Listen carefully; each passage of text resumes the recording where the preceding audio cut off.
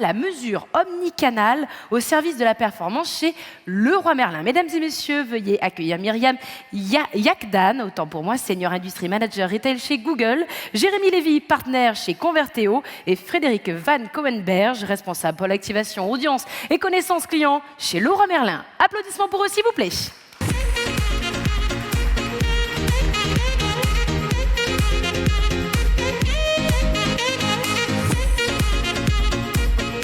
Bienvenue. Restez avec nous. Bonjour à tous. Nous sommes très heureux d'être parmi vous aujourd'hui dans un événement physique, enfin. Et nous souhaitons commencer par une petite question qu'on a envie de vous poser. Vous est-il déjà arrivé... Vous est-il déjà arrivé d'agir dans le sens contraire de vos convictions et même de votre intérêt ? En ce qui me concerne, c'est mon cas. Quand je me dis qu'aller à la salle de sport 3 fois par semaine est bon pour ma santé et va sûrement allonger ma durée de vie, et mon comportement qui me pousse 3 fois par semaine à grignoter des chocobons en regardant des vidéos sur Netflix ou encore mieux sur YouTube. Ça, c'est ce qu'on appelle une dissonance cognitive. Et l'état de dissonance cognitive, c'est un état qui touche une majorité des acteurs du retail, y compris nous, vos partenaires.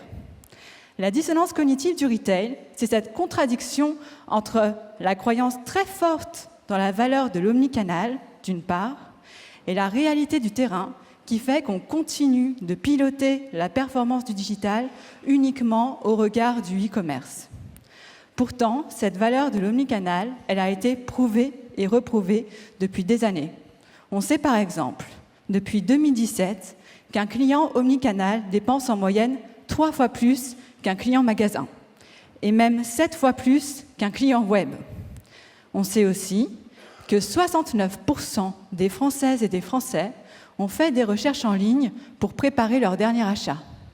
Dans le secteur de la maison, c'est même 91%. Et malgré toutes ces données, toutes ces études qui existent et qui prouvent la puissance de l'omnicanal et la complémentarité entre web et magasin, on continue de piloter la performance des leviers digitaux uniquement au regard de l'impact sur le revenu e-commerce. Pour un acteur pure player, piloter son marketing digital en fonction de la performance et de KPI e-commerce, c'est avoir une vision exhaustive de l'efficacité des leviers digitaux et de l'ensemble du chiffre d'affaires influencé. Mais pour un acteur du retail physique, c'est ne regarder qu'une petite partie de l'ensemble du revenu qui est influencé par les leviers digitaux. Selon la FEFAD, le e-commerce représente 13% des ventes de détail en France en 2020. Il y a donc 87% des ventes encore réalisées en magasin qui ne sont pas regardées par les directions digitales des entreprises pour améliorer la performance de leurs leviers digitaux. À l'heure de la data et du machine learning, c'est un des avantages certains par rapport à des e-commerçants au marketing data-driven. Comment peut-on mettre en place un marketing data-driven quand on ne regarde que 13% de sa donnée ? Si on est tous d'accord sur le diagnostic, la question qui se pose, c'est qu'est-ce qui fait qu'aujourd'hui, on ne va pas plus loin ? Et c'est simplement une histoire de mesure. Alors j'ai dit simplement, mais la réalité est plus complexe que cela, évidemment. C'est la difficulté à trouver une solution de mesure qui soit fiable, qui soit pérenne, c'est-à-dire pas seulement valide à un instant T, mais qui soit mise à jour régulièrement et automatiquement, qui ne soit pas monolevier, mais qui concerne l'ensemble des canaux digitaux qui ont un impact ou une influence sur le chiffre d'affaires en magasin. Et enfin, c'est une mesure qui puisse être facilement accessible et partageable, pas seulement au sein des équipes digitales, web ou marketing, mais aussi à d'autres personnes au sein de l'organisation pour lesquelles cette donnée peut être utile dans la prise de décision, comme les équipes produits, financières ou même la direction générale. Quand on s'est posé cette question à 3, Leroy Merlin, Converteo, Google, du projet qui serait réellement différenciant pour accélérer la transformation digitale de Leroy Merlin, C'est ce projet de mesure qui s'est imposé, un projet qui consiste à mieux utiliser la donnée magasin au service de l'amélioration de la performance digitale et donc de l'amélioration du business au global. Et Frédéric, je me tourne vers toi, car en tant que responsable du pôle data client chez Leroy Merlin, tu as été au cœur de ce projet et on a hâte de t'entendre sur les enjeux que vous avez souhaité craquer grâce à ce projet. Merci Myriam, bonjour à tous. Avant de rentrer assez concrètement dans ce qu'on a fait chez Leroy Merlin, on est très fiers du projet. Il y a des enjeux digitaux qui sont importants chez nous. On a énormément progressé avec le Covid, c'est une réalité. Quand vous regardez un peu, on fait un peu un retour en arrière, et pour voir l'enjeu aussi de la mesure omnicanal chez nous, c'est que en 2019, c'était 3% du chiffre global. On prend tout le chiffre, on regarde, c'est le digital, 3%. C'est assez faible, globalement. On regarde où on en a été en 2020, on est à 7%. On sait qu'en 2021, on sera aux alentours de 10%, donc ça reste intéressant pour notre secteur, mais ça reste relativement faible. Et là-dessus, si vous regardez un peu ce que montrait Myriam il y a quelques secondes, nous, c'est 93% du CA qu'on n'arrive pas à mesurer. On ne sait pas où il est. On y est quelque part, il est fait en magasin, mais on ne sait pas le dire. Est-ce que c'est une action marketing digitale? Est-ce que c'est donc c'est vraiment ça l'enjeu, c'est de mesurer au plus fin pour qu'on puisse mieux piloter, et on en reparlera un peu plus tard. Un autre élément que je voulais vous partager, c'est on a regardé et on suit un peu comme tous les retailers les recherches qu'on a sur notre cher ami Google. On regarde et on voit, là c'est une capture des recherches sur le mot Leroy Merlin.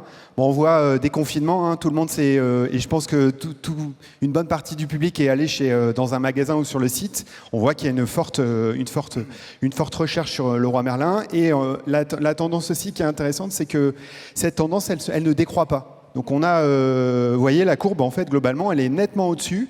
Donc ça montre clairement que la mesure omnicanal, elle est importante. Elle était importante en 2019, elle devient essentielle sur 2021.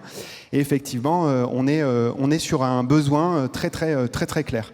Dans les enjeux, nous, pour reprendre pas mal de choses sur la mesure, notre enjeu, c'est effectivement, c'est de mesurer la performance du site. On est, on voyait le chiffre 93, seulement 93% du chiffre qu'on ne sait pas reconstituer. Ça, c'est l'enjeu. Premier enjeu. Deuxième enjeu, c'est vraiment de travailler sur un pont entre la donnée web et magasin, avec l'idée assez simple, c'est de dire, OK, le site, il doit nous servir en termes de chiffres, mais il doit servir à développer des outils, à travailler sur des marchés, des rayons, à développer des outils d'aide à la vente en digital. Et il doit aussi nous permettre de générer, toute action qu'on génère sur le site doit nous permettre aussi d'augmenter sensiblement le chiffre d'affaires global de la marque et du réseau de vente.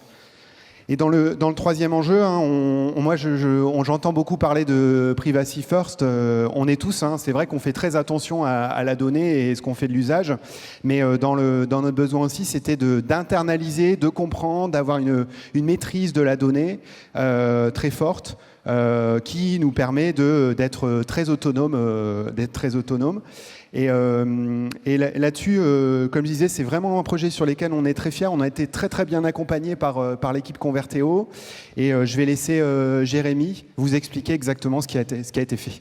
Merci Frédéric, bonjour à tous. Alors effectivement, on cherche à mesurer l'impact du digital sur les ventes de Leroy Merlin, et notamment sur les ventes en magasin. C'est ce qu'on appelle la mesure omnicanal. Alors on va d'abord regarder le chiffre d'affaires digital. On l'a dit, il est de 7% chez Leroy Merlin, c'est-à-dire que la majeure partie des ventes se font en magasin. Et parmi ces acheteurs en magasin, il y en a certains qui vont d'abord sur le site internet. Alors comment on fait pour mesurer le chiffre d'affaires lié à ce parcours? Eh bien on regarde les visiteurs identifiés sur le site, et on regarde les achats identifiés en magasin avec la carte de fidélité, et on réconcilie les données digitales et magasins, et là en plus des 7%, on obtient 25% de chiffre d'affaires magasin influencé par le digital. Alors, le problème, c'est que tous les visiteurs et les achats ne sont pas identifiés. Il y a à peu près moins d'un tiers des visiteurs qui sont logués sur le site et la moitié des achats qui sont identifiés en magasin. Donc, comment on fait pour mesurer l'impact du digital dans un univers non identifié? C'est là où intervient le modèle. On a créé un algorithme, on a pris les visites de Google Analytics, on a pris les données d'achat magasin, on les a mises dans Google BigQuery, et on a commencé par une première étape d'apprentissage du modèle sur les comportements identifiés et connus. Et on a appliqué ces comportements sur l'ensemble des visites, qu'elles soient identifiées ou non. Ce qui nous a permis de prédire si un visiteur web allait acheter ou non en magasin. Et là, cette fois, à la place des 25%, on a 49% de chiffre d'affaires magasin influencé par le digital. On voit l'intérêt de la modélisation avec une vision beaucoup plus fine de la valeur du digital et le fait que ça fait tomber un peu les barrières liées à l'identification. Si je résume, alors dans la vision e-commerce, on avait 7%. Dans une mesure sur les parcours identifiés, l'impact digital est estimé à 32% au total. Et avec la modélisation sur la totalité et l'ensemble des visites, on arrive à un impact digital de 56%. On voit encore donc l'intérêt de la modélisation, qui d'ailleurs devient essentiel. On le disait, dans un monde privacy first, avec la disparition annoncée des cookies tiers, il y a un enjeu à modéliser les comportements pour avoir une vision exhaustive et pouvoir piloter son activité. Alors ce projet, on l'a fait en one team. On l'a fait avec Google pour la stack technologique. On l'a fait avec nous, Converteo, pour l'expertise data analyse, data science et conseil. Et on l'a fait avec Leroy Merlin, bien sûr pour le savoir-faire retail, mais aussi pour la très forte implication des équipes. C'est en fait un succès ce projet parce que c'était un projet d'entreprise, avec une implication à tous les niveaux d'organisation jusqu'à la direction générale. Ce qui a permis un résultat à court terme, en moins de 3 mois, et à la clé, une innovation, puisque Leroy Merlin est l'un des premiers retailers européens à avoir un modèle et une mesure omnicanal qui est intégré au pilotage média et qui est amélioré en continu. Et Myriam, peut-être, tu peux nous préciser les conséquences ou les utilisations de ce modèle, si tu veux bien. Le premier impact pour Leroy Merlin, c'est un pilotage au plus près du réel de l'ensemble des leviers digitaux qui ont abouti à une visite web sur leur site. Parmi ces leviers, il y a par exemple le search organique, les campagnes de mailing et aussi les leviers publicitaires du type search payant, display, social, vidéo. Et un pilotage au plus près du réel, car on continue de regarder bien sûr le revenu e-commerce qui est influencé par ces leviers, mais on ajoute le revenu magasin pour obtenir un revenu omnicanal total influencé par les leviers digitaux. Ce qui nous a conduit à revaloriser le ROI en passant d'un ROI commerce à un ROI omnicanal pour chacun de ces leviers. Et par exemple, quand on regarde le SEA qui inclut les campagnes search payantes et shopping, ça fait partie des leviers qui influencent le plus fortement les ventes en magasin, avec un ROI qui a été multiplié par 10 entre la vision e-commerce et la vision omnicanal. Et enfin, le troisième impact, c'est un reporting simple dans Google Analytics, et c'est un point auquel on tenait particulièrement, d'avoir une lecture très directe et simple de ce revenu omnicanal et du ROI par levier. Et Leroy Merlin a également fait le choix de construire un dashboard omnicanal qui intègre ces données afin de les partager à l'ensemble de l'organisation. Ceci, c'est le bilan à l'heure d'aujourd'hui pour Leroy Merlin. Maintenant, Frédéric, on connaît le nouveau slogan. Avec Leroy Merlin, nos projets vont plus loin, merci. Dans la suite, sur les sujets qu'on va capitaliser, puis on va avancer suite à ce super projet, on a le premier, vous avez compris, hein, le local, le magasin, c'est extrêmement important pour nous. Et l'idée, c'est que on a une bonne vision des leviers, des campagnes. C'est que cet algo, on va le descendre aussi au magasin. Avec l'objectif, c'est d'accompagner nos leaders magasins, nos directeurs de magasins sur le bon dispositif média pour générer du business en magasin, parce que c'est là où on a une grosse partie. Dans le deuxième enjeu, c'est de continuer à capitaliser sur la donnée first party, notamment pour aller collecter un maximum de données dans les parcours d'achat clients, bien entendu dans le respect du client et surtout dans le respect de la RGPD.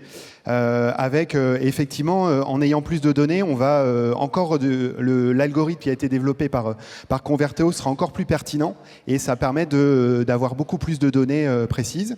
Et dans le troisième enjeu, dans le troisième objectif enjeu, ce qui n'est pas des moindres, c'est passer d'une logique. Alors, un peu comme tous les retailers, on a une logique on optimise. En tout cas, on regarde le pilote, on mesure sur le digital, sur les ventes digitales. Notre objectif, c'est clairement d'aller optimiser sur l'omnicanal. Donc il y a eu pas mal de sujets d'aller intégrer dans les outils Google, les réseaux sociaux, le display et autres, d'intégrer ces données-là et qu'on puisse, en parallèle de l'optimisation qu'on fait en digital, qu'on passe sur une optimisation omnicanal, donc intégrant des ventes magasins et digital. Et également, le dernier point, c'est aussi d'utiliser les algorithmes, hein, les algos propriétaires Google pour qu'on puisse aller encore plus loin. Avec l'objectif, c'est vraiment d'aller chercher du business et d'aller investir où le ROI est bon et où sur le marché, sur la campagne, voilà, en fonction du niveau d'analyse et surtout du niveau de pilotage qu'on souhaite. Je crois que vous avez compris, on est super heureux et fiers tous les trois de ce succès. Il y a 2 ans, on était venu ici avec Laura Merlin au Web Forum pour présenter un projet de mesure sur les investissements track papier et les impacts sur les ventes. Aujourd'hui, on vous présente la mesure omnicanal et l'impact du digital sur les ventes. On vous donne rendez-vous l'année prochaine peut-être sur une nouvelle histoire de la mesure. En attendant, d'ici là, sur notre stand Converteo, pour le clin d'œil, on vous a préparé des chocobons. Merci beaucoup et à bientôt. Merci beaucoup. Applaudissements pour eux, s'il vous plaît.